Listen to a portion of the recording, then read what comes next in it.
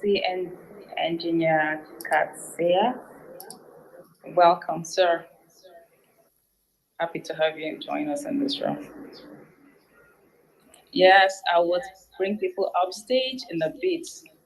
Just be patient a little bit. I can see people are raising their hands already. I will do that as soon as the time for that comes. But thank you so much for joining. Welcome.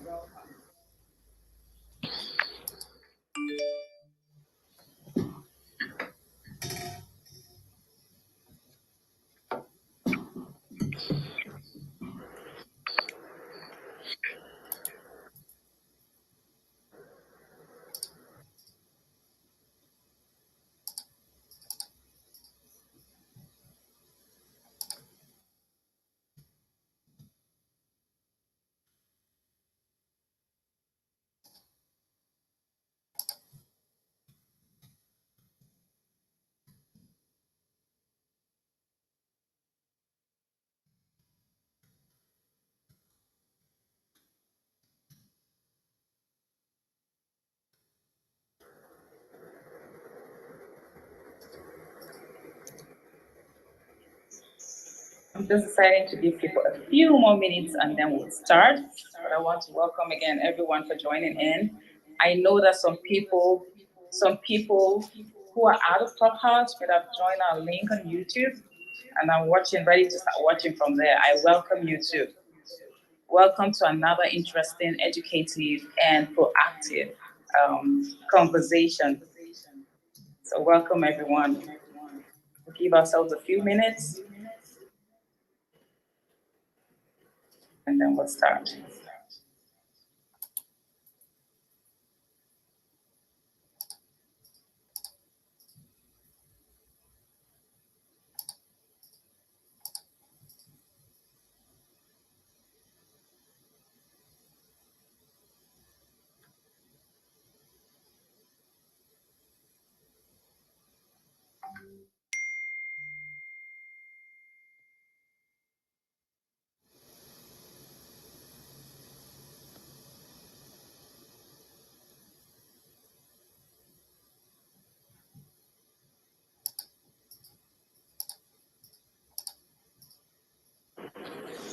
So again, welcome everyone. I will just quickly start. Welcome to another amazing educative session that we're gonna have.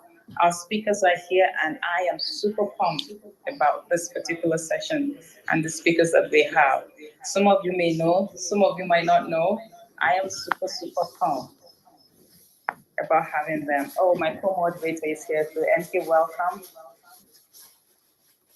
Welcome. I'm just about to start, MK, so you're right on time. Welcome, everyone, just joining us. This is an icon room. As I'll always say, this room is under the Genocide and Rights Abuse Club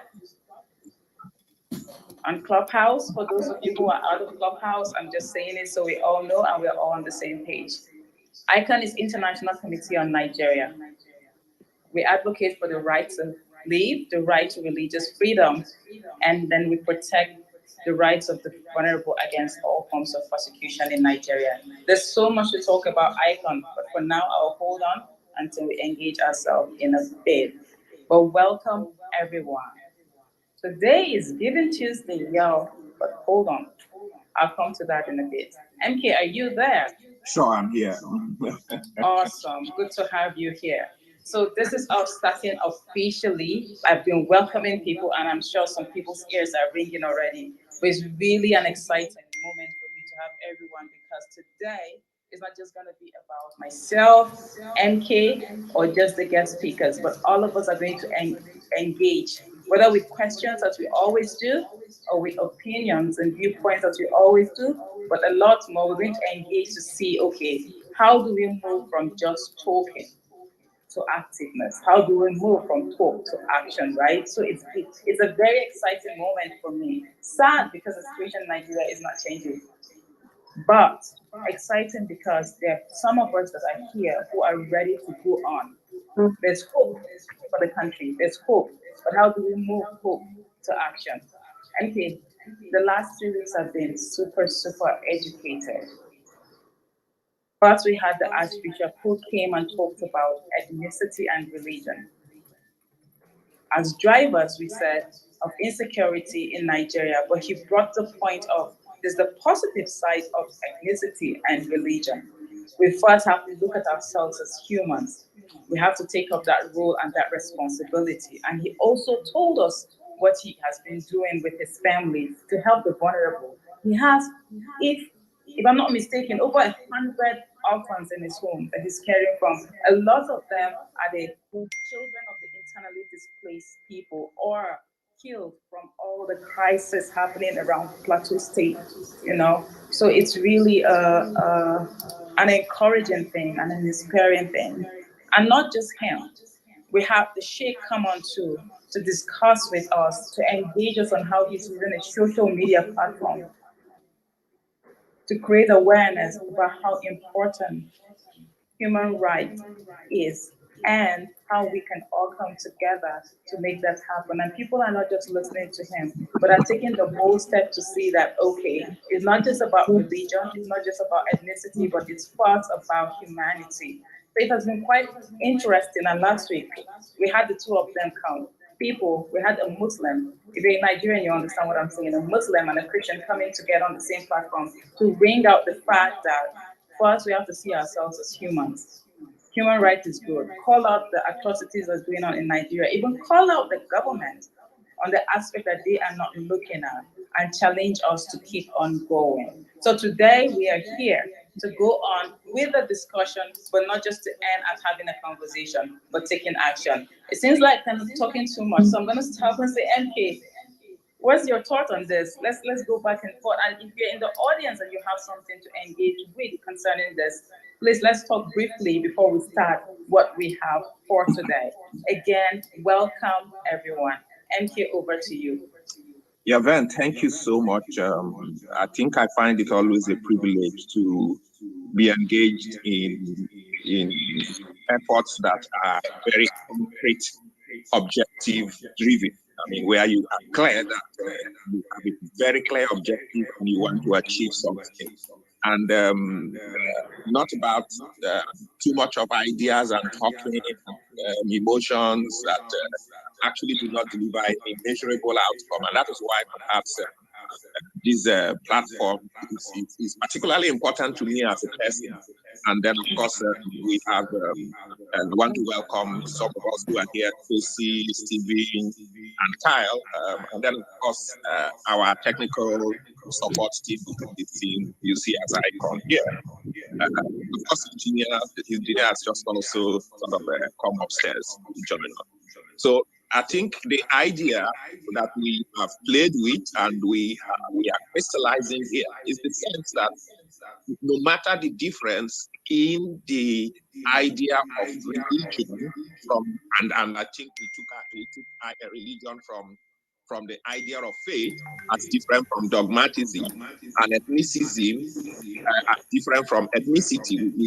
We thought of ethnicity as a positive identity issue which God created for everybody.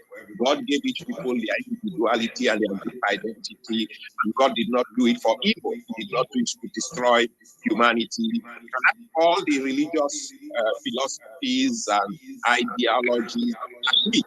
So in essence, we all agree that there is a common good that all of us aspire to, irrespective of the idea or the ideology or the philosophy behind our holding to this common good of human rights, political rights, economic rights, civil rights, and so on.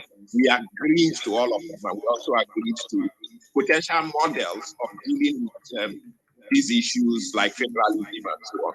And so, having listened to the two religious groups and with the hope of continuing to discuss with them and also look for the ethnic groups during that discussion, we are simply like beginning to focus on what can we as the religious divide do in concrete terms to change the mindset and to inspire the spirit of religious people to look for that common good that our humanity shares in various spaces, whether they are national spaces, whether they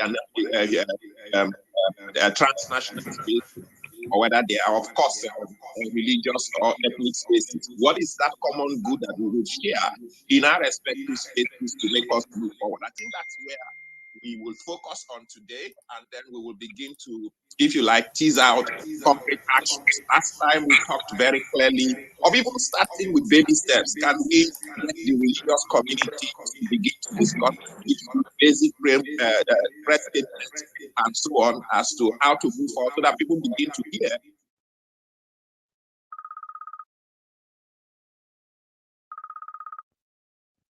down with their community and their members to sit down and discuss this issue, powered by ICON, National Community on Nigeria. And this is the press statement that came out of that, and begin to see how people react to them so that we can begin to mobilize that constituency of people that want to think in that way and do that critical mass. Before I end and give up the space to Vaughn to also venue up to call up the speakers to sort of make their own statements, it will be important for me to point out here that this is an action-oriented team, so people should feel free to come up and contribute to what they think should be clear actions, and to also be encouraged. Serious work does not gain traction immediately. People, by our nature, we like all those sensational things, but when people want to do concrete things, it starts from very few people and it builds traction from there. So let us all be encouraged to mobilize and continue to focus on the value we want to create and measurable parameters we want to use to see whether the value we're creating is gaining traction day to day. Thank you very much. Vern, over to you. Thank you for that. That's amazing. And we'll go on with that. You build the momentum and we'll go on. But whoever wants to talk on stage, I quickly want to say this is an ICON room. Again, an ICON is International Committee on Nigeria. We operate on the Genocide and Rights Abuse Club. You look above, I think MK's head, you would see the club name there. So what we do is, though we're here on Clubhouse, we also have our audience out of Clubhouse. So if you want to be part of this discussion, this very action-oriented discussion, please go to our YouTube channel, icon/PSJ Media, and you would find us going live there. And please click on it, you can subscribe, and then we keep going. Also, to know a little bit more about us, because maybe some people are wondering, who are these people who have been coming into this group? And I've been saying it, like Benio has been saying it, go to our social media handles. I would say it again, go to our social media handles. On Facebook, it is Icon Help. On Twitter, it is Icon Help 1, and on Instagram is the same as Twitter, Icon Help 1. If you click on any of them, a lot of resources are there for you. Our website is there too for you, iconhelp.org. Okay, and you find so much that we're doing, because today, if I'm permitted, I want to say this is an ICON action-oriented day for us. So whoever is in the audience and wants to come up stage, there's nothing special about it today. Please just raise your hand and I will bring you up and we can engage. MK is there to help out and is there to help out. And thank you everyone for joining in. Engineer Katse, I see you on the stage. Welcome, sir. Do you have something to share, a question to ask? We have a minute before I would introduce our speaker so we can get on the business for the day.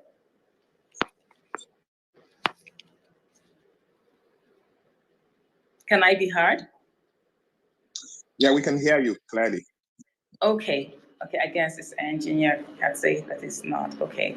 MK, I tell you, I am super pumped for today. I am excited to see what will happen, because I know that action points will not just be for the youths that are here on Clubhouse, but for every youth who is joining us on our other social media platforms to listen to this conversation, this discussion. And if they have questions, if you have opinions, or you're wondering how this can be done, please send us the question on our chat boxes and we will respond to them. We have two amazing people who are here, and without further ado, I'm going to introduce Kyle Abts and Stephen Enada. These are two passionate, two how do I introduce them? I'm at loss of words, but these are two amazing people who are relentless in their passion and advocacy to see that Nigeria is governed by the right rule of law, and justice is served concerning all that is happening and with the vulnerable people, the minorities, or whoever is experiencing any form of injustice. They are passionate and they are all out for it. And that's why I am excited to be part of their team. Kyle Abts is the executive director for ICON. And like I said, people, this is an ICON Rome International Committee for Nigeria. And Stephen Enada is our president, and I'm excited to have him here.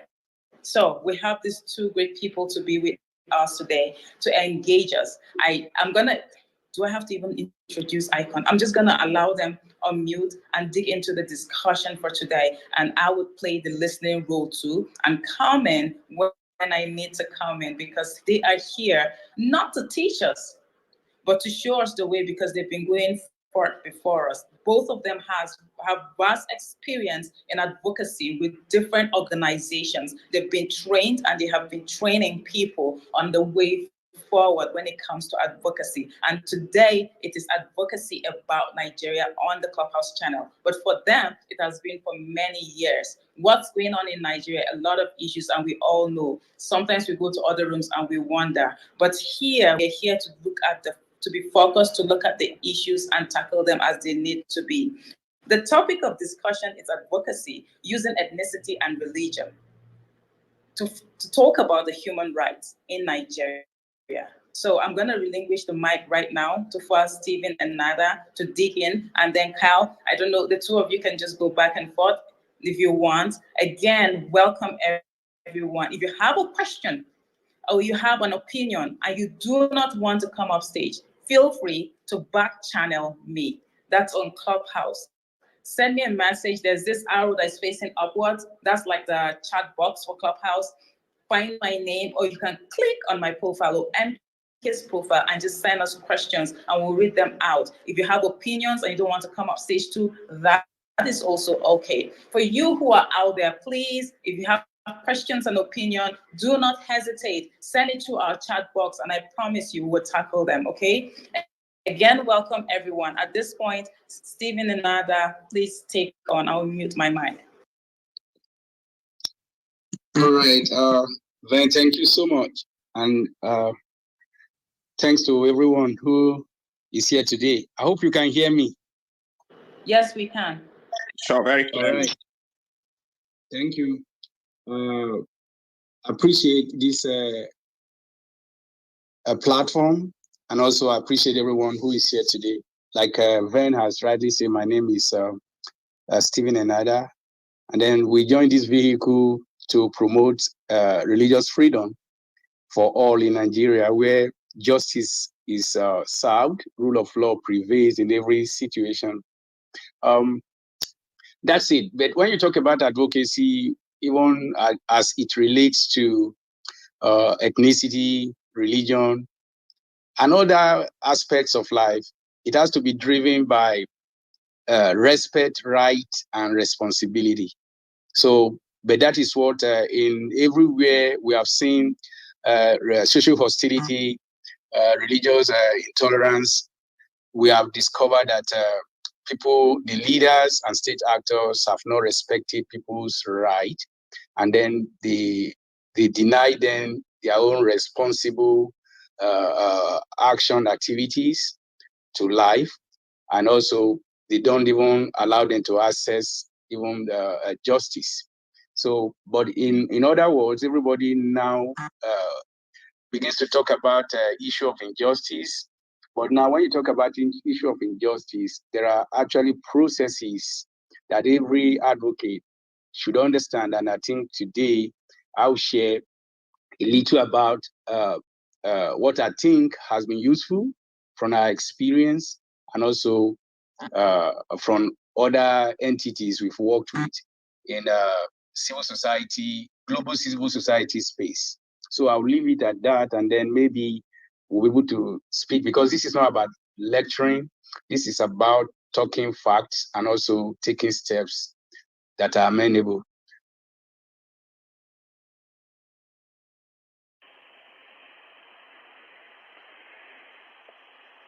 Yeah, I don't know where to Kyle, pick up. I leave it up to you to take it. I think Stephen's right. I mean, I think this is using this platform to engage, to bring about different things as far as the awareness, making appeal for action. I think this is an important forum to do it at. When the time comes, Ven, if I can, I'll put across and I'll read off the embassy's email addresses. I think that's something we want people to do. You know, with the designation of country of particular concern being lifted from Nigeria. I mean, this is something that Steve and I have been working at with ICON for years, and last year we finally got it, and then to have it removed is tragic. It's shocking. Having just come back from Nigeria, listening to the leaders just say what's going on. You're basically giving the Nigerian government a clean slate. You're giving the terrorists and the militants extra fervor to go ahead and continue what they're doing. And the State Department themselves have said this is going to be a worse year than the previous years. So why do this? So we want people to act, especially those in Nigeria, those in the U.S., those in the U.K., to don't just sit and listen and disagree and shake your heads, but do something. So I think that's part of why we're here today. That's amazing. Thank you so much.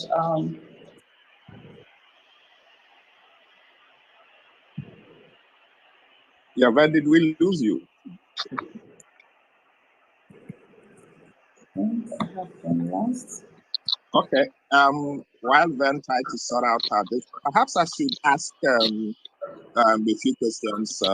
What would be, I mean, in the context of what Kyle has just sort of raised, which is the removal of the designation of country of concern on terms of religious tolerance over Nigeria, measured against the recent situation where Nigeria, a court in Nigeria has just also formally designated the bandits, particularly two groups, and of course, in a generic sense, a lot of any other group that behaves under the terms that they have and parameters that they set out for terrorism by that court judgment. What then would you sort of think? What would be your thoughts? I mean, I'll probably address this to both of you to get a response. The designation of terror to bandits, what would be your thoughts as to how this moves on? What do you expect to see? What are your thoughts? What do you expect to see from government, from civil society, and all that, and perhaps from the international community? So forth. Thank you. Yeah. Hi. Hello. Can you hear me? Yes, clearly. Yes. Thank you for asking that question, MJ. And the truth of the matter is that when it comes to Nigeria, narratives are commonplace. When I say narratives, different narratives. Now, and that doesn't really help when it comes to public conversation or international conversation on Nigeria. Now, when it comes to designation, the court ruling that bandits are terrorist group is good, but also now there is that is a weak point as well when it comes to Nigeria government, because when you talk about bilateral relationship, that is why Secretary Blinken came and then removed Nigeria from the list of country of particular concern. And the reason why he did that, let me just explain in a nutshell. When a country is designated as such, what it means is that there are going to be invocation of international instruments that punishes or imposes sanctions on such a state or a country.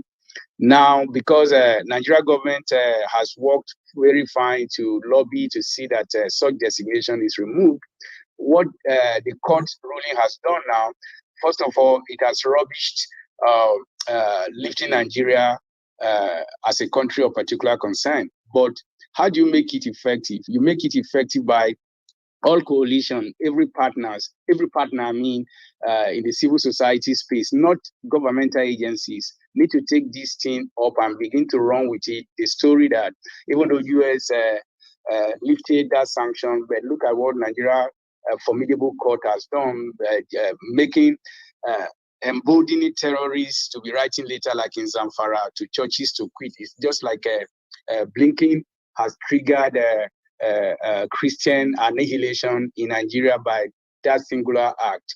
So what makes this to be important is that it's going to correlate with civil society organizations globally now trying to double down on action that U.S. government through blinking has taken, which imperils Nigeria vulnerable population. So let me try to situate it this way. In every designation, like I said, there are going to be instruments to activate it. That is what we're working on, that, okay, Nigeria has been designated as such, so let there be invocation of other sanctions that will bring state actors. But you know what has happened that even the State Department has done wrong is that for them denying that Nigeria no longer retained that status, the problem they have imposed is also now they've designated Boko Haram, ISWAP as entity of particular concern.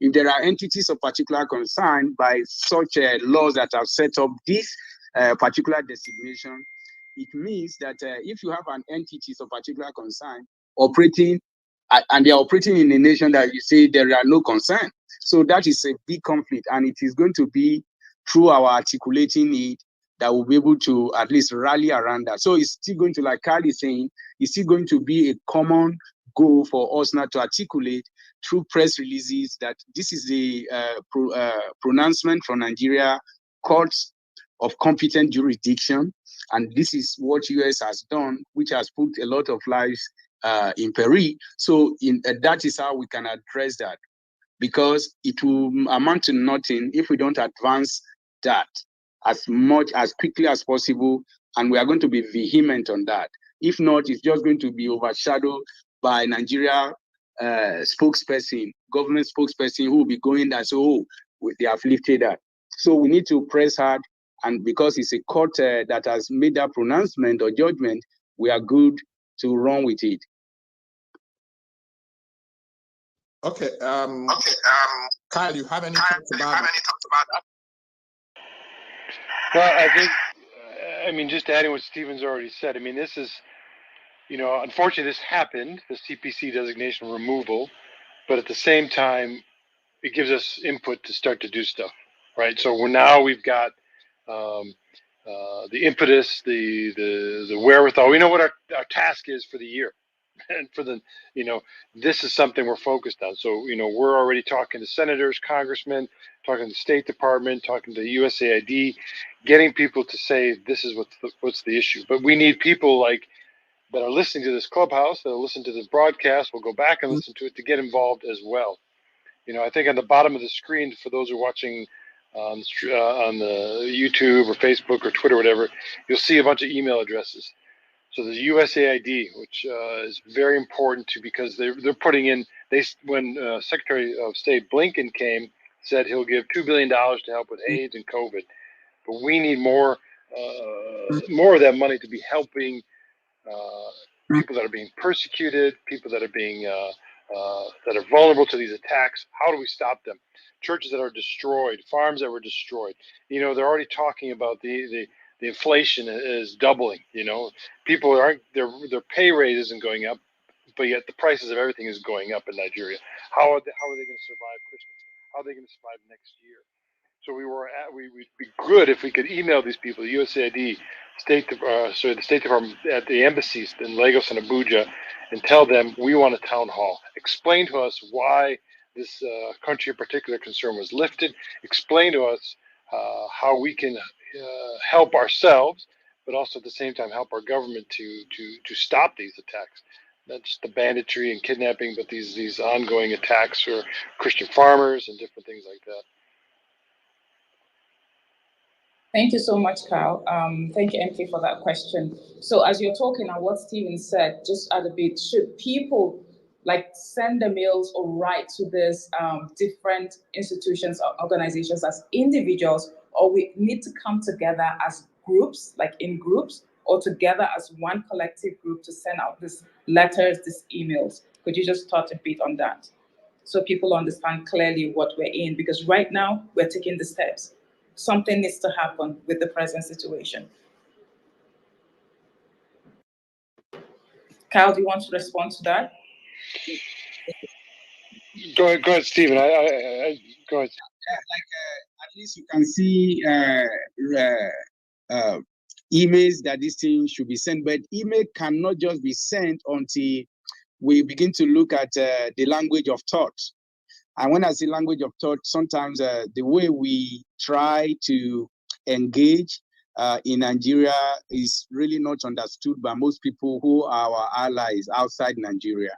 So now, yes, we are going to organize, and then we need to organize it as quickly as possible within this platform and other civil society organizations to begin to write letters, press releases targeted at a U.S. Embassy ambassador in Nigeria for not informing even the U.S. government appropriately about what is happening in Nigeria. That is one aspect. The other aspect is also we begin to look at, we need to have, I just want to jump the gun now. We need to assiduously work to build teams, groups of people, working groups, those who are lawyers, how to begin to even channel our energy through legal processes, even if justice will be denied, but it will be on record. And that is good enough to like now go to other international body and say, well, we are in court, we took government to court on this, and that can be a good platform as well.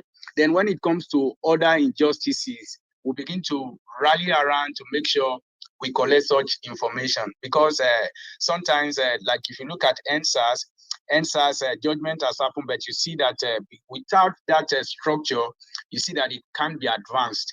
And even if we go that route, sometimes we just make a terrible noise, a heck of a noise, and then nothing will be done. So first of all, it starts by not just writing, but all of us now saying that this is how to write this, and this is how everybody can now own it and send it.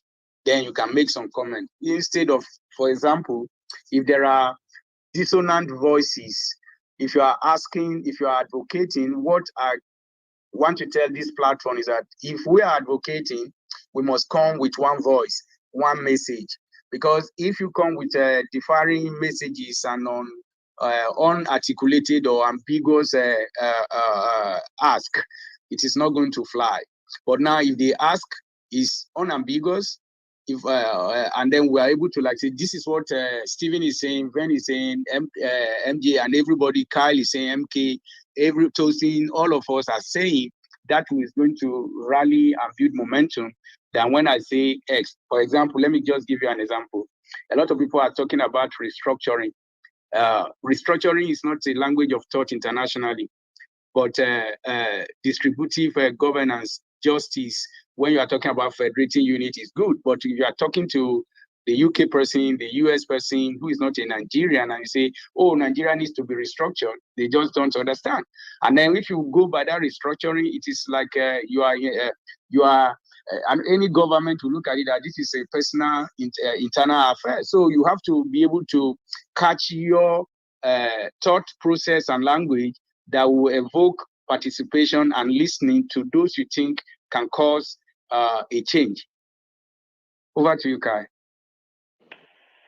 Yeah, I agree. I think that's the biggest thing, is having a concerted effort, something that's working together tangentially to make sure this thing is well affected. So I think maybe email us first, and then saying that you want to join this thing. We'll put together a little Twitter as well, push that around, YouTube, whatever we can, Instagram.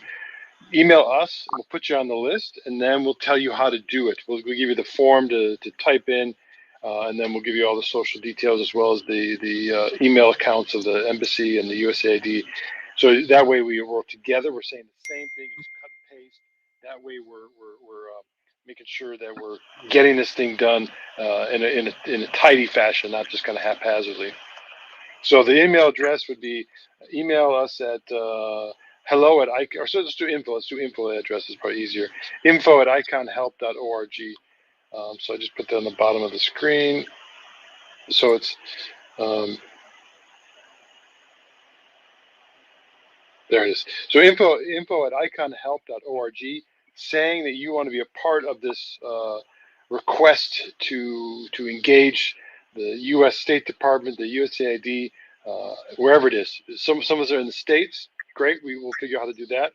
There's Zoom ways. We've had meetings with the USAID and State Department via Zoom. But those in Nigeria, we can do the same and or meet physically with the U.S. Embassy. So whether or not you're an American citizen, whether or not you have an American visa, whether or not you even know you've ever been out of the country, doesn't matter. You have every right, because the U.S. Embassy has a presence in Abuja, has a presence in Nigeria, and is supposedly looking out for Nigeria's work, keeping Nigeria accountable. The CPC designation has to come back. So we will do this. Just send us an email saying you want to be involved and engaged, and we'll come up with the form, give you the way to do it, and then we'll kind of track it that way. So if we get a response, we'll kind of choose it. We'll work with them to get a date, whether it's in Abuja or whether it's here in the U.S. Or whether it's on virtual to get something going.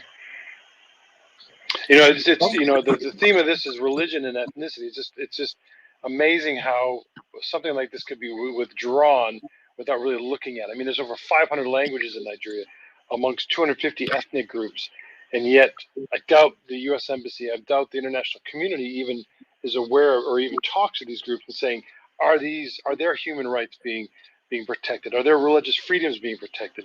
Is their freedom of expression being protected? So, you know, if you're talking to one or two groups, well, that's not enough. Okay, Kyle, thank you. I mean, you took it off me.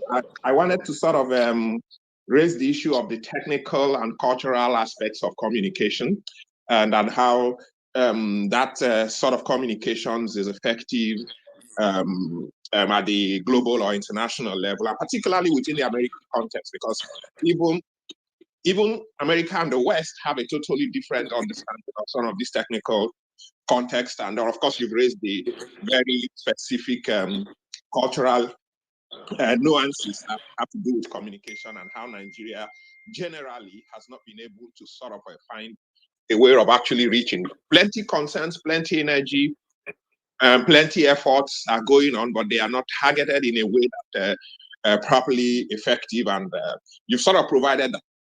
Is it possible that, and perhaps this goes to me and Ven, is it possible that we begin to also, maybe on the long run, help Nigeria understand that there is a technical, a legal, or a cultural way of representing your issues in such a way that it is targeted at probably the institutions, even the global reading audience, or even specific institutions that did it outside of you? Because I mean, of course, you are creating a platform for people to begin to respond, but in the long run, because these things are deep-rooted and long-standing, in the long run, is there a sense where we could begin to sort of articulate these issues and help young Nigerians, particularly in the social media, podcasts, and so on, begin to understand that there must be a way to make your communications and engagement with the global community effective? I think for me, it's just about knowing who to write and how to address it, right? So Stephen mentioned that we should probably come together to make sure that we're saying the same thing, using the same words, right? If we don't say religious freedom and we just say Christians are being persecuted, people won't listen.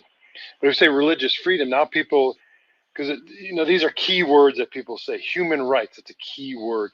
Freedom of expression, freedom of speech, those are key words that people need to be using, because whether or not you hashtag them, whether or not you use it, it's if you search for that, or if you use those familiar terms that are in the international community, now people start to say, oh, this is something that's important. This is something that's going on. So if we're using these words that the religious freedom violations are still occurring in Nigeria, or the freedom of religion and belief, the FORB, is being violated, people pick up on that. Now, targeting the right people, whether or not you have a Twitter account, the real one, whether or not you have a Facebook page you can post on, whether or not you have an email address, whatever you get, you can make sure you get the right ones. and we can help find you the correct targets. You know, on our webpage, if you're an American, if you're living in America, you can go to the webpage and click on the Senate and Congress, and it'll show you who is your senator, who is your congressman, and you can just write to them directly. So it's just continually saying the right words, using the right frames, and making sure people are aware of those things so that they can hear it, and being consistent, consistent with it. Yeah. Can I Yes. chip in somewhat? Go ahead. Yeah. MK, thanks for that question. But now we have several products that can actually be provided by ICON and its allies globally, and that is we have international lawyers who actually will be able to work to train even local lawyers in Nigeria on how to effectively make Nigeria case to be a global phenomenon. That is there, and also now how do you properly organize to gain traction? We have a lot of people who can deliver on that. So what it means is that we should create interest areas for people. Do you want to be part of legal advocacy? Do you want to become of economic advocacy, religious killings that is going on, and all of those things? These are the components. But with these components, you can't really come to Clubhouse or a platform this broad and then begin to say we are talking generally. With that, you are just going to be talking forever in a vicious cycle. But if you have people who are accountable, that we have this team of 10 who are actually working with our global partners on this area, then they come to a platform like this and begin to say, this is the progress of activities, and these are the talking points, and these are the actionable plans. In 3 months, this is what we want to accomplish. In 6 months, this is what we want to accomplish. And this is how to rally. And these are the right people. You can't, if you dissipate your energy, it's good. We create momentum through social media by our messaging, creating awareness, but also the action happens when you engage those who can influence a lot of things one-on-one. Like Kyla said now, we can actually put, when you have the leadership team on this group, we can actually have some Zoom virtual with USAID to listen to Nigerians. And when Kai talks about people who, what do I call it, different ethnic groups, a lot of people are thinking it's just Hausa, Fulani, Igbo, Yoruba, whereas there are over 500 different ethnic nationalities or people's group in Nigeria. So now, how do we bring their leaders together to speak about the injustices they've experienced? So these are a tangible, measurable way to aggregate our advocacy that will produce results. So that is that aspect, and I would like to just share that insight so that we don't go psycholocuting forever. Yeah, very great perspective. It looks very spot on and very organized, and I probably think that you have given a sense of clear direction as to how to organize effectively, how to communicate effectively, and how to target communications at important decision and policy drivers within the system. And I think this is what the type of thing that is necessary in terms of working out groups. And perhaps we may just begin to focus on a few of those things and move forward by bringing ethnicities, professional groups, religious groups to begin to focus on some of these areas. Thank you so much. This has been so rich, and I believe that all of us who are here, and even the people listening in or watching in from out of Clubhouse, are taking this in, because you cannot take this in and just sit back. We need to take it in and then move forward. Stephen and Kyle, I knew that today was going to be very educative, and you are really giving us that. But before I go on to others and I'll allow people, please, you've been listening in. Some of you have been here for a bit. If you have questions, you have opinions, you need clarity on anything, please raise your hand and we will bring you up and you can ask your question or share what your thoughts are concerning what we've been discussing. If you're too shy or you really are busy and can't come up to talk, back channel us, send us a back channel. To you who is watching or listening out of Clubhouse, you are still part of us. If you have a question or you have an opinion or you need clarity, please drop it in the chat box, either on Facebook, on Twitter, on YouTube, and then we would respond to you, please. But yes, we are really digging in on this. This room is an ICON room. ICON is International Committee on Nigeria, and we are here today. I've got my bosses. I've got Stephen and Kyle right here with us, engaging us. And if you have questions even about ICON and what is it we do or how we've been able to achieve this or that, please do not hesitate, because it's all part of having a deeper understanding to moving forward. Again, our Twitter handle is IconHelp1. On Instagram is Icon Help 1. On Facebook it is Icon Help. I'm saying this because there are many, many more resources that we have there. If you want to just read on your own, please go in there. If you want to watch something, then you go to our YouTube channel, Icon/PSG Media, and subscribe and watch as many of the videos that we have about this work that we are doing in Nigeria. So for those of you who are just joining in, I see 1 or 2 people just joining in. Welcome, welcome. If you have a question, now is the time. Again, if you have a question, now is the time. If you want to engage Stephen or Kyle, or just have a collective discussion on what we're talking about, please, this is the time. Do not hesitate. We don't want it to just be a talk, or people are, like Stephen and Kyle said, we don't want to be the ones lecturing people, but we want to engage ourselves. From here is the first baby step to moving to the right direction on what we're talking about. Okay, I've talked too much, but I'll say one more thing and I'll keep quiet so another person can jump in too. If you have questions or you want to know how you can get engaged with these practical steps that Stephen and Kyle have been sharing about, Kyle has said it, but I just want to repeat it again because of how important it is. Send us a mail or send us a message on info@iconhelp.org. Just send us a mail and we'll give you the direction on how we can make this work. Please, thank you so much. Okay, again, if you have a question, if you have anything to share, ask a question. Now is the time. Okay, back channel question is asking if the Muslim communities that we are dealing with understand that this designation is not healthy for the overall interest of Nigeria. I mean, if we have any Muslim community that we are dealing with and they really are interested in human rights, are they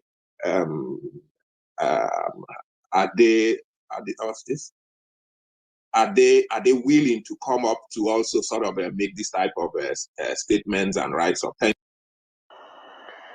Let me start with that. I think, this whole program, what ICON stands for is not only for the Christians. We've advocated and spoke up for them because we've seen them marginalized. We've seen them be abused, be persecuted. But we've started the Religious Freedom Roundtable in Abuja. We're the first ones to take it out of the U.S., into a foreign country. It was Nigeria. We had Sunnis, we've had Shias, we've had humanists. We don't advocate against any religion. It's multi-faith. You come with your faith, you hold on to your faith, and we see where we can work together. If you don't want to work with us, that's fine. If you want to work with someone else, that's great too. But we present the options, we present the case, and say this is what's happening. So of course, we see the persecution. I was in Miengo. I was in places. The day later, it was attacked. 10 people died. Village huts were destroyed. Farms were destroyed. Why is this happening? So we're advocating for them, but at the same time, we know that there's also Muslim in Zamfara and different places where they're being kidnapped and attacked as well. But we see the numbers are different. The majority of what we see are the attacks against Christians. But of course, we'll advocate for all groups. Thank you, Kai. If I speak to that again, and this is where it's important to understand the basis of advocacy, which is actually around issues. Now, Nigeria, like we talk about how Nigeria, from the multi-ethnic dimension, the configuration of Nigeria makes it complex for anybody who wants to advocate in Nigeria space to be very careful, and that is what we are trying to say. And let me just be clear about that. If you are going to advocate in Nigeria, you have to take into consideration the ethnic configuration, religious configurations, and all these fault lines.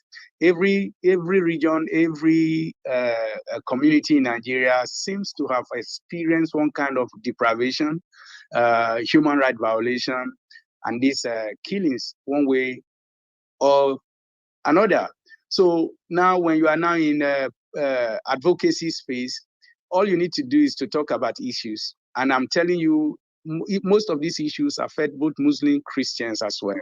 Now, what has made ICOM to have survived or have existed up to now is because we don't go to begin to say, oh, if a Muslim community is targeted, we say it's targeted, that we don't run away from. But this issue boils down to issue of human rights violations and Nigeria government inability to protect our citizens, which is a primary responsibility of every government anywhere. Now, but when you are not talking, am I going to say Yoruba are affected, Igbo are affected, Middle Belters are affected, everybody is affected there. So what are the issues? The issue is that there is ongoing genocide, abduction of girls, kidnapping, terrorism, and all of these things are issues. So if you build the component of your advocacy around issues, you have people coming with you, and that is the reason why we're able to bring Shia, like Kyla said, Shia and Sunni together. So we still have a lot of Muslims who trust what we are doing. And honestly, you go into Nigeria space to try to advocate, the question will come, who are you doing that for? Is it for your people? Well, that is good. If your people are actually persecuted, is good to say, yes, they are persecuted. But now, anytime you are building your case, build your case against that issues that affect people, and then try to raise participation from other people so that it becomes a cohesive voice. And then you now begin to build and rally and galvanize. So nobody is going to suspect you that, oh, it is another, because politics in Nigeria is about, oh, that is for the North. Oh, that is for the South. Yes, and that is how the configuration has complicated that issue. But to be successful, you just have to advance the issue, articulate very well, and be forceful about the issues. So now when you talk about the issue of CPC designation, for example, now we talk about religious freedom. And when you talk about religious freedom for all.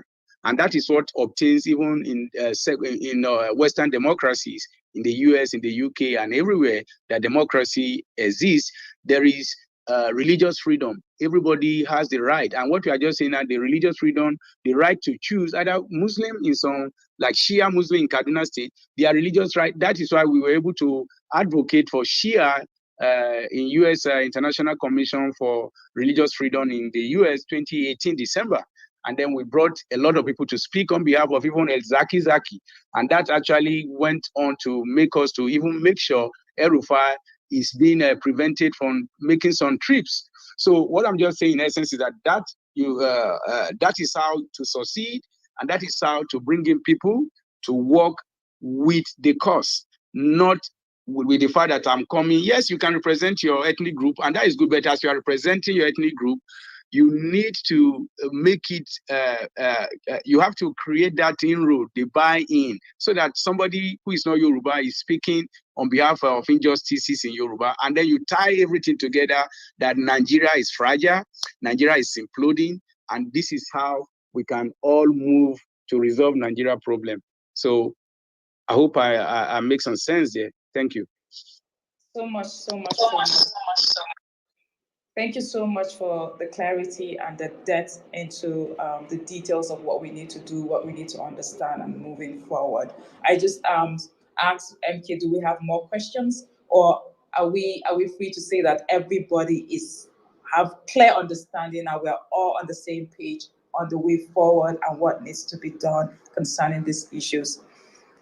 It's a quiet house today. Do we have people who have questions? Sorry, Ben, can I come in here? Yes, you can, please. Go ahead. I know, thanks, Stephen and Kyle. I know you've spoken extensively about the US government and getting people involved in the US. A number of our people are kind of skeptical about the US government, especially with the reversal on the designation of Nigeria as a country of concern. Similarly, they're quite skeptical, especially about the British government.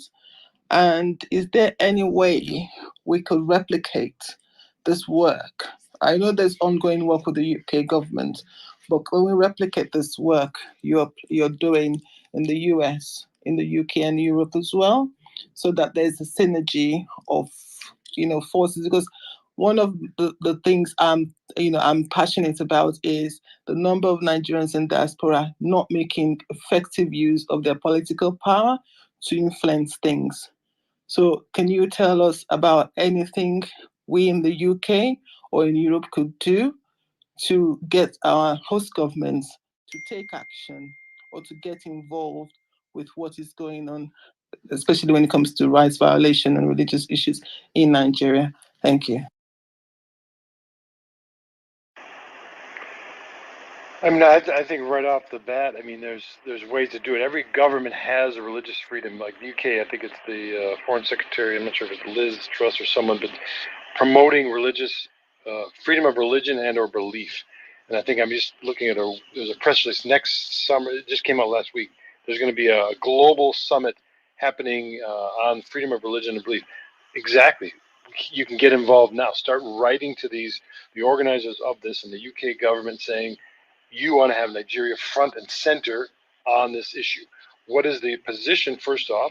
You can find that by Googling it or searching it, but then also address, say, look, I am standing up for Nigeria because I believe this, and this are happening.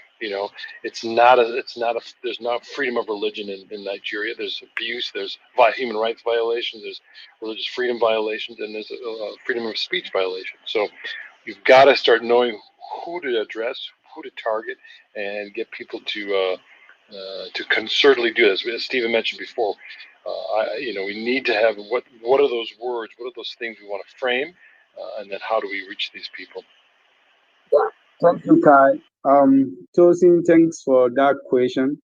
First of all, we have been working with Nigerians in Canada, in the UK, like yourself. We have been this team for a long time. Then in France as well, and then even within the EU. But the question that was asked by MK about mobilizing Muslim, Nigeria is really fractured even in the diaspora. So politicians know how to divide them against themselves and they fight. So a lot of organizations that started with good intention have been fragmented or fractured or quarreling. You just see starting.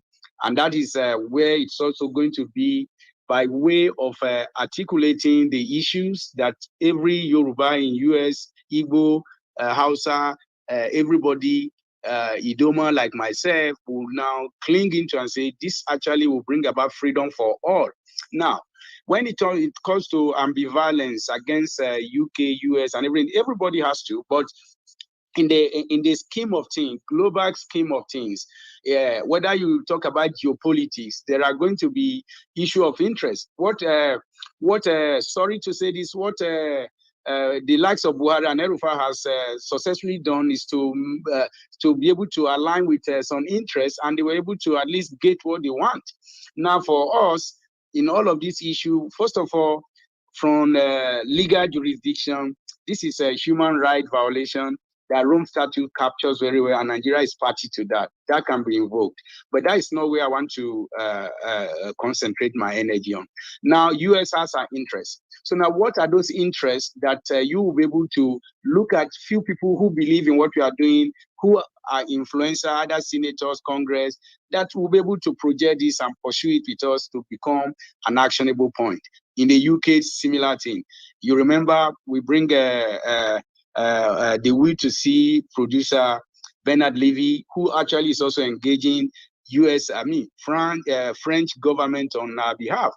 That said, you begin to look at how we are bringing some influencer to actually add their voices. The Will to See, the first 25 pages is all about Nigeria, and the movie is all about Nigeria. So we are promoting it. But now, this is what, from the US perspective, this is what I think we need to understand from the UK perspective.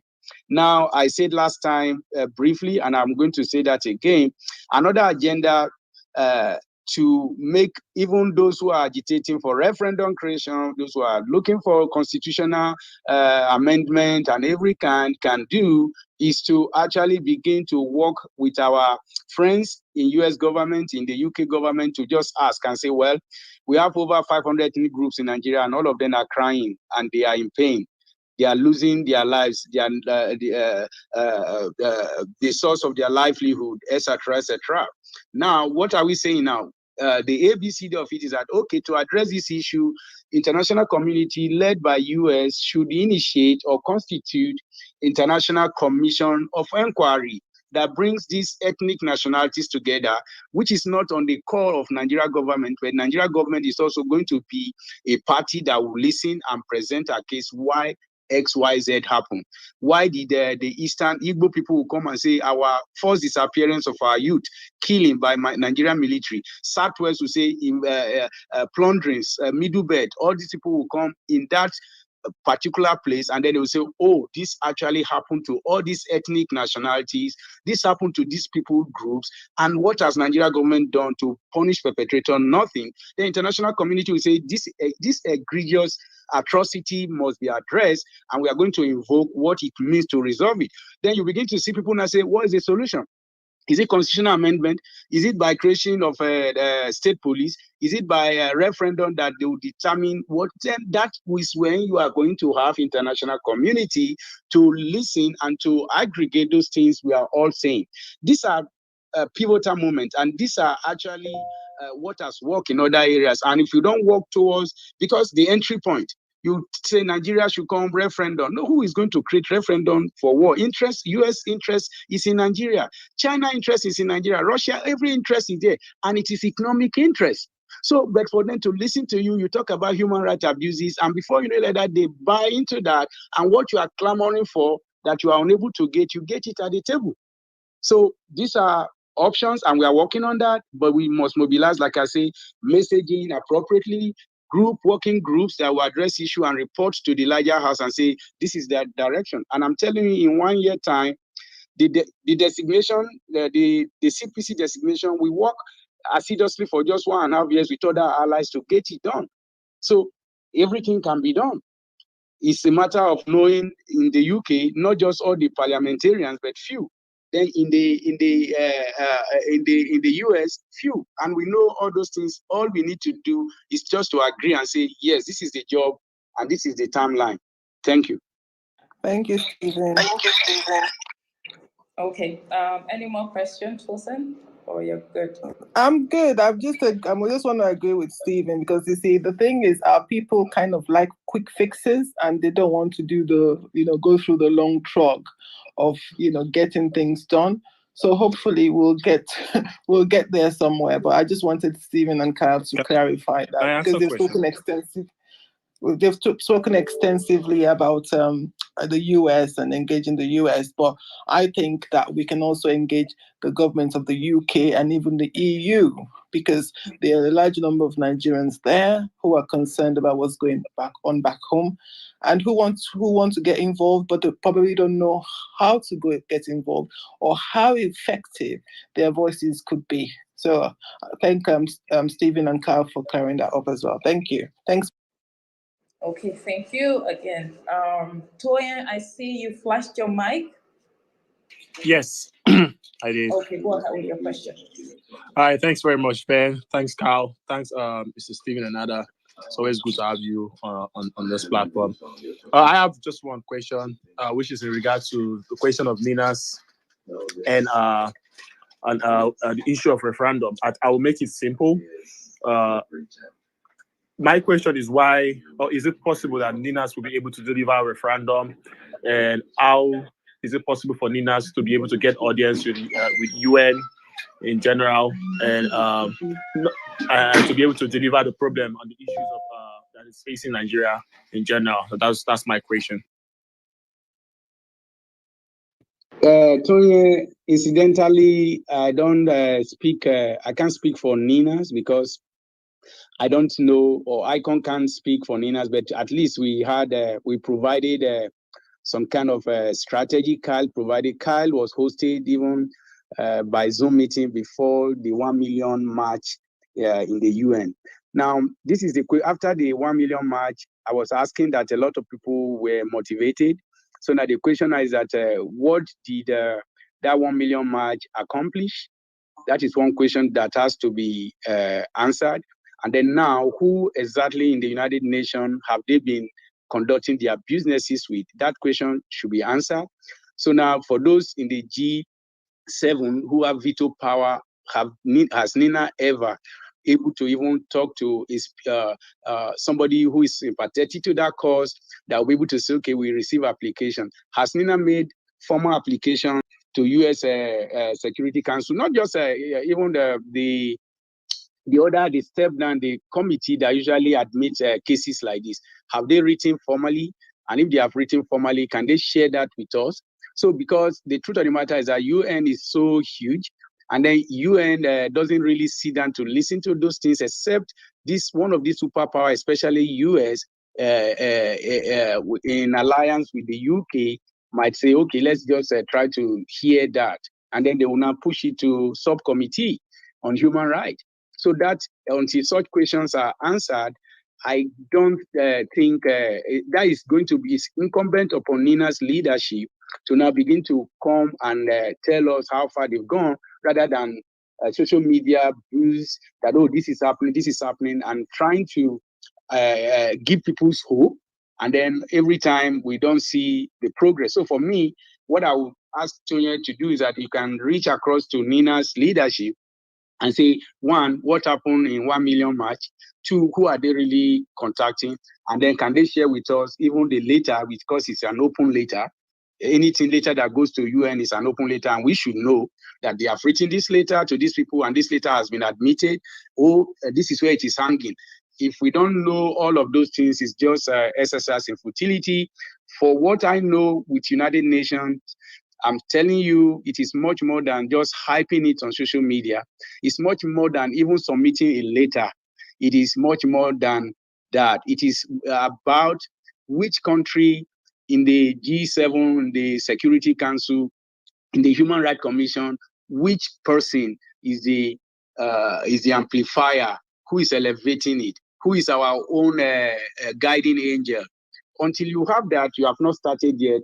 Many, many letters have been written. Let me also tell us here that we have approached even one of the ancillary institutions which works with United Nations, which is ICC in The Hague. Since 2016, we have been submitting egregious atrocity documentation on Nigeria, and then taking Nigeria government there. Not just us, many organizations have done that. And I tell you, no docket has been opened so far. And anytime they say they are short-staffed. Let me also conclude by telling you that I personally engaged with the director of genocide prevention, Adama Deng, in United Nations in New York.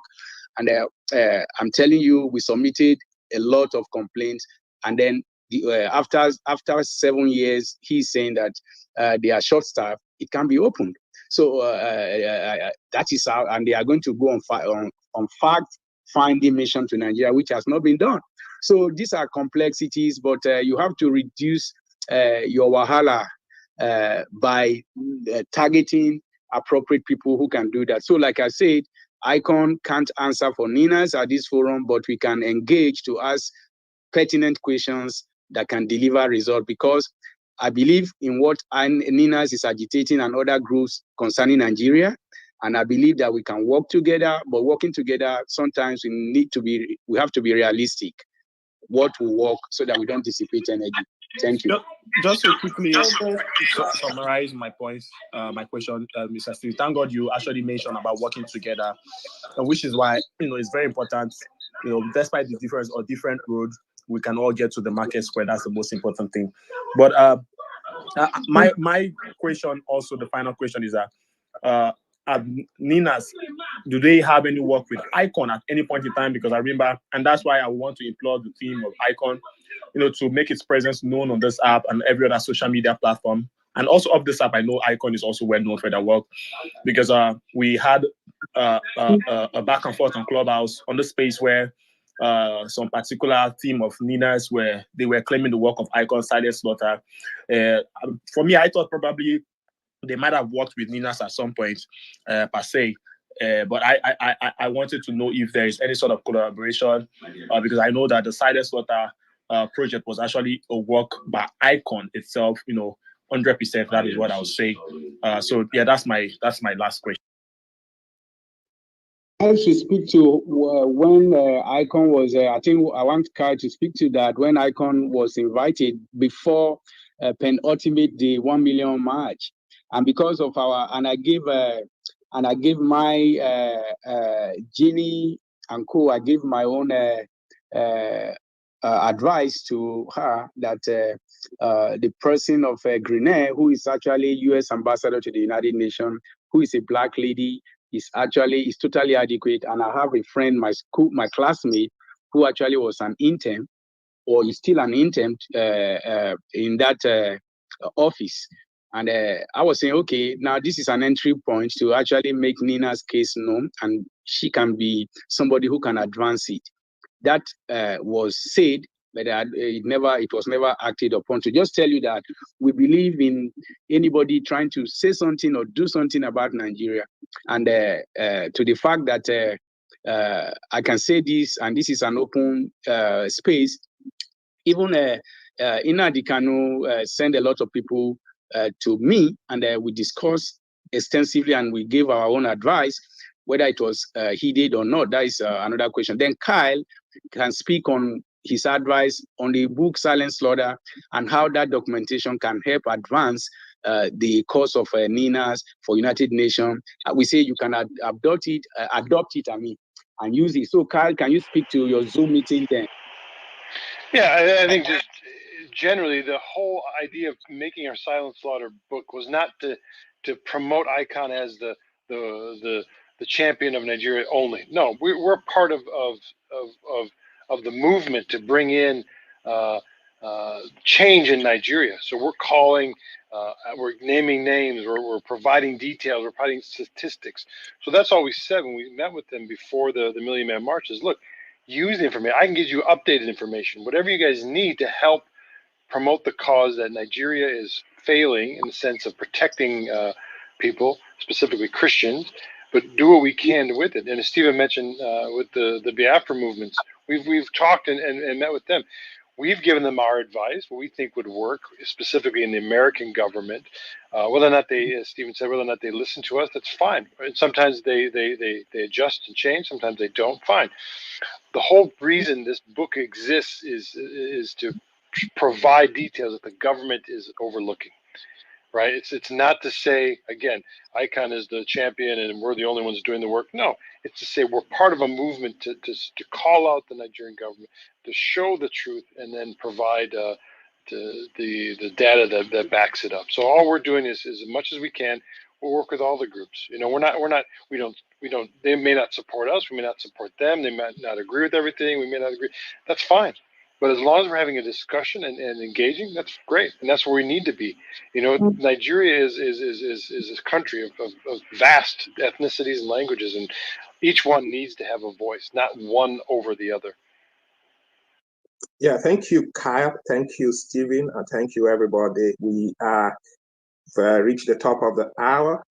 We usually keep our Sorry, MP. Can I just butt in here? One more question. Steve and Kyle, what would you say your opinion is concerning the NSAS report, the panel report? And is there anything you're doing now or plan to do concerning it? Okay, thank you, Tosin, for that. NSAS report has a very viable promoter in the U.S. Congress, Rep. Al Green. Congressman Al Green presented it as a resolution in the U.S. Congress. Resolution. Now, when the report came out, and then Nigerian security agencies have been indicted. Now, I remember last week I had a extensive discussion with some people working in the Capitol Hill in Washington, D.C., the problem now is that the Black caucus, congressional caucus, wanted to amplify it, but US is embroiled with many, US Congress is embroiled with many filibustering going on, lack of bipartisan cooperation to address some internal issue, domestic issues. That really has delayed moving forward the NSAS stuff. But this is the beauty of what has happened to NSAS. And like NSAS now, the problem why is many things are not unraveling in Nigeria as a result of this. One is because NSAS has no leadership. And that is the void I have seen. If it has leadership, maybe we would have been able to rally around and say, okay, this is the judgment. This is what has happened. Then we now connect that with Carl can attest to that. At least we have had meetings with Al Green, who actually sponsors bipartisan sponsorship of NSAS resolution in the US Congress, and the Black caucus is even trying to amplify that. So that said, we actually need to know who, even if it is somebody working behind the scene, who are those who actually want to take leadership locally in Nigeria about this NSAS that is not going to come with any dust of accusation. You collected this, you did that, but who believe that, okay, I am in the middle of this NSAS stuff, and now this thing has happened. Then when we are now trying to like work together to be able to now talk to congressional aides here that look at what has happened, and this is how to advance it, then you make it into a global voice. The reason why it has not become a global voice is because it is faceless, it's leaderless. That is I may be wrong, but that is what really has happened. But we are actually engrossed with that because it's part of human rights violations in Nigeria. But sometimes you don't have people that you begin to share information and see this is how we advance it. Because I cannot do that alone. I'm not hungry. Even Carl came to Nigeria and he's back again. Carl was in Lagos, in Abuja, and everywhere. Carl would have at least met with NSAS leaders and then say, hey, this is how we go. And then anytime maybe next week, there could be Zoom meeting with the congressional aides from Nigeria. And that is how to create momentum. Until that, even what we are talking, what we have discussed and what we are discussing and all kinds of meetings in different platforms, if we don't do this organization, we are going to just dissipate energy and everybody will say to your tent to Israel. And I don't want it to amount to that. We'll do our own best by connecting with these activities, but leadership must be profound and pronounced. Thank you very much. Thanks, Stephen. I do actually know one of the leaders of the sorry, Fen. I do know one of the leaders of the panel, so I'll speak to you after this meeting. Yeah. Okay. Thank you. Sorry, I have to barge in. We said 1 hour, and we've gone over our 1 hour, not because what we are bringing up are not important, but we need to wrap up and refocus on what we are discussing. And so that's super good, very interesting, very important and relevant to knowing how we can end all of this. But let's come back to what we have been talking about. So I apologize if you had more to say, Tosin. I'm sure there are a lot of more other opportunities to dig in and continue with the discussion. At this point, since people have been, I don't want to say reluctant, but I think this has been a very educative session and people are just taking in to digest. I appreciate everyone. And I'm going to quickly allow you to make your concluding comments, but we're rounding up right now, people. We're rounding up. If you have questions, remember, we've given you our email address. You can send questions there and we'll respond to them. Believe me, trust Kyle and Stephen would respond to you directly if you need them to be the one to respond to you. But at this point, MK, could you make your concluding comments? Yeah, I just wanted to point out the biggest take home for me, and perhaps maybe some other persons, is the need to build effective engagement that can give us measurable results by targeting people who have the capacity to pull this through. That has come up very clearly in the way we communicate, in the people we engage, the way we progress the relationships that we have. And I like what Stephen had said about this. He says, look, you need to look for somebody, even though it's an intern who is somewhere there, who you can build a relationship with, who can take your issue forward and begin to amplify it until you connect it to the big picture. We probably want to do restructuring the way we call it in Nigeria. We probably want to do refrigeration. We probably want to do, but it starts with a basic connection with a small relationship with probably an intern who understands your issue, who is passionate about it, and connects you to somebody who can drive policy, who can drive advocacy, and so on and so forth, and move forward. It is until we do that, we may just generally not be effective, and we can see some of the dynamics that Stephen has mentioned that is showing as though we are actually very loud, but not effective on ground. That's my biggest take home from this, and I think that it should instruct us in the way we organize and move forward. Thank you.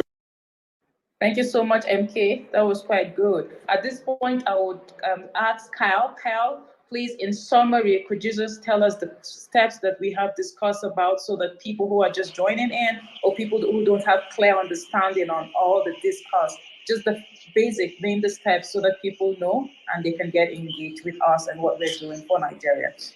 Right. I think the easiest way to do it on the bottom of the screen for those watching is to email us. Just email us at info@iconhelp.org, and then we'll get you set up. We'll tell you how to do, what format to write and different things. Because as Stephen said, and I support that, is we've got to be targeted. Whatever we have, how we say it, who we address has to be to those that will give us a response and that we can have our voices targeted. So I think info@iconhelp.org, email us, and then tell us where you are. Are you in the States? Are you in Nigeria? Are you in Europe? Are you in UK? And then we'll give you the right people to target and the right ways to use the method and then the wording. Thank you very much, Kyle. Thank you again, Stephen. You said so much, and that's very educated. Thank you again, Kyle, too. You said so much, and that's very educated. For everyone who contributed, like MK, always on point and coming in. I appreciate everyone. I say thank you. For me, Venue, I'm saying thank you. Icon team also thanks everybody who came in, even if you didn't say a word, for coming in. That was worth it. It is worth it. Now the next step is send us the emails and then we would get into the game. Thank you for everybody that asked questions. Tosin, I appreciate you so much for that question you asked. Tonye has gone, but thank you, Tonye, for coming in. The replay is on, so you can always go back to watching it. So whoever who has missed it, please tell your friends to go back and watch this interesting thing, a conversation that we've had. And if you are out of Clubhouse, please go to our YouTube channel, icon/PSJ Media, and you'll have this to watch and a lot of others that we have been engaging with. So I appreciate everyone. Our social media platforms are Icon Help on Facebook, Icon Help 1 on Twitter and Instagram. Please engage us. Go to our website, iconhelp.org, and you would get to know so much that we are doing. Like Stephen and Kyle said, it is not just about Icon and what we do or we're the only ones doing. No, we love to engage with other organizations, stakeholders. Working together actually is the key so we can move forward to finding justice for Nigeria and Nigerians. I appreciate everyone for coming in. Kyle, Stephen, I cannot say thank you enough. I know this is our work, but I appreciate you taking out time out of your busy schedules. I know your big schedules are very busy to just engage us for more than 1 hour. We appreciate you. I will come again when the need arises so that we can engage the audience. So to our audience out there, out of Clubhouse, thank you so much for watching. Thank you so much for planning to watch again. The challenge is let's not just watch, but let's do. To everyone here on Clubhouse, I also say thank you for coming in. Let's keep doing. Let's not just keep listening. Okay, on this, I would say bye-bye. Have a wonderful rest of your day from whichever part of the country, the world you are in, and have a fantastic rest of the week. I would end the room in 1, 2, 3, 4, 5. I appreciate you all. Bye-bye.